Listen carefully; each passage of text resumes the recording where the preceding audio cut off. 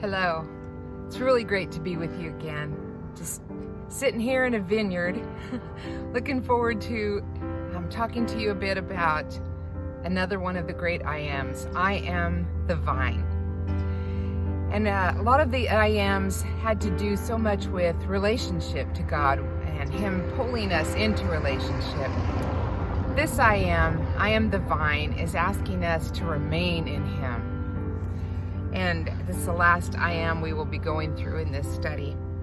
When I think about the vine, I grew up in Kansas, and the vines that come to mind to me are a lot of the vines that would grow on the trees. Some of that was like poison oak. That was a bad vine, and I could tell you a whole story about that one. But vines were different to me, but I remember my dad telling stories about the vineyard because my dad grew up, many of his years was in California, and then he moved to Kansas and raised his family. But so I remember stories of the vineyards, and he had some great stories about that. So I'm always been drawn to vineyards. Feels like a connection to my dad.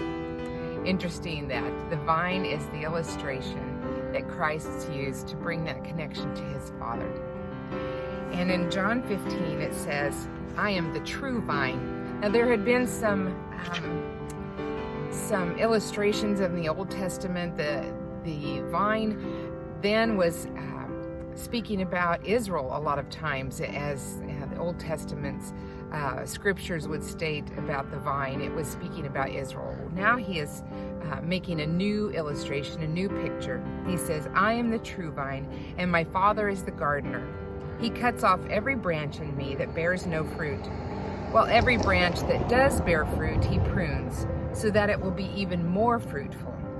You are already clean because of the word I have spoken to you. Remain in me, and I will remain in you.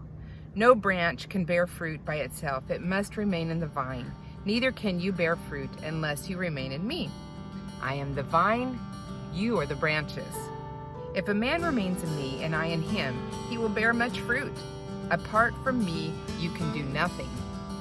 If anyone does not remain in me, he is like a branch that is thrown away and withers.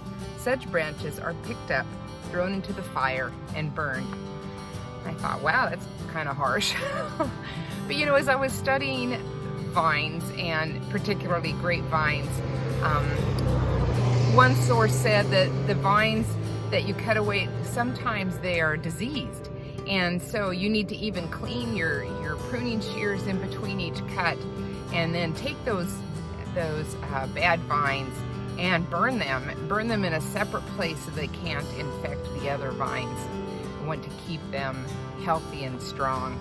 So it makes total sense then to go that extra step, to throw them into the fire and burn them. So as branches, either we are bearing fruit and are pruned to bear more fruit, or we don't bear fruit and are then thrown away and burned. So I was thinking about this fruit. What is the fruit that we bear? Well, in verses 15, it alludes to the knowledge of God. It says, I no longer call you servants, because a servant does not know his master's business.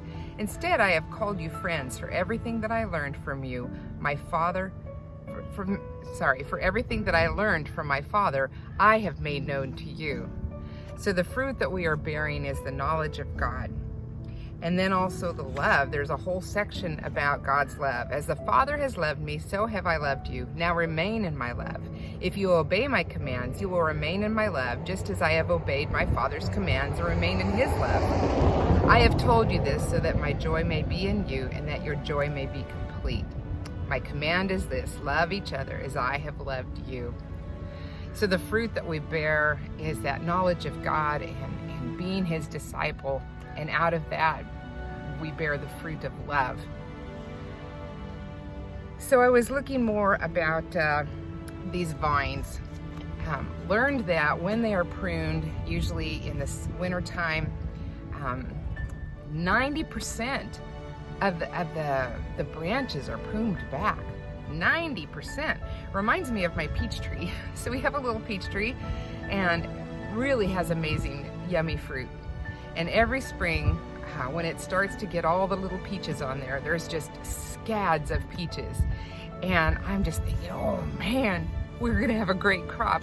And then my husband goes in and he literally takes about 100 or couple hundred of these tiny little peaches off the tree. And it just breaks my heart every time, but I realize it has to be done.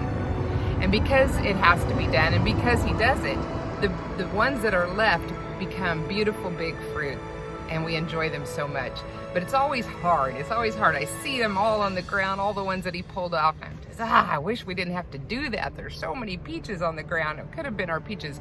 But had they been left on the branches, they would have been too crowded. They would have been small little peaches. Maybe they would have infected each other. I don't know what happens when you don't prune a peach tree, but I'm glad that he does prune it and that we are able to enjoy that yummy, yummy fruit. Same with the vine, the vineyard, the grapevines. They have to be pruned, and it's severe pruning. 90% is taken off. But then you have these beautiful branches. You have these perfectly spaced buds that are allowed to grow these new shoots, and then they are trained onto these vines. The fruit is beautiful. I wish you could see what I see behind me. It's always a miracle to me. I just love when we drive by vineyards to see if I can spot the fruit, because they're kind of hiding under the leaves. They're big and they're beautiful and they're purple, and someone's going to enjoy them very much. So I've been thinking about this whole concept of God being the vine, how it is painful when he's pruning us, and feels sometimes like this is the year 2020 is the big prune. The big prune is happening, and we are experiencing things that are cut out of our lives that have been painful, and maybe some of those things have been good, but we're asked to be pared down. So what's left? We are left to nurture what we have and to draw closer to the Father and bear the fruit that he wants us to bear. So on their own, sometimes those extra things, and I'm not just talking about COVID times, but things in your life that seem to be good, and yet they are maybe taken away or pruned away, or you feel that separation and you wonder, is that the right thing to do? And it's hard to be pruned. It's hard to be pared down, but the focus is changing. Our focus then can be on what we have to give God and to honor him with, and to allow him to grow in our lives so that we can bear the knowledge of God and the love of God in the situations he puts us in, and just as a part of our lives. I am the vine. God says that to us. He is the vine. We are the branches, and we want to bear good fruit. So we're just going to have to be vessels that are willing to be pruned, no matter how painful, knowing that when those things are pruned away, that we can just be the temple of God. We can be the kingdom of God here on earth. We can be the church of God, whether we're in a building or whether we're not. And through that extension, just show the knowledge of God and the love of God to others, and be that good fruit. He's a gracious, gracious vine that wants to not only be that beauty that he is, but invite us into relationship with him. We're not just grass on the bottom watching the vine grow. He wants us to be the branches, to live life with him. And that's a wonderful, awesome privilege of our loving Father. I hope you will be encouraged by that today, and just be beautiful branches for the Lord. Have a great day.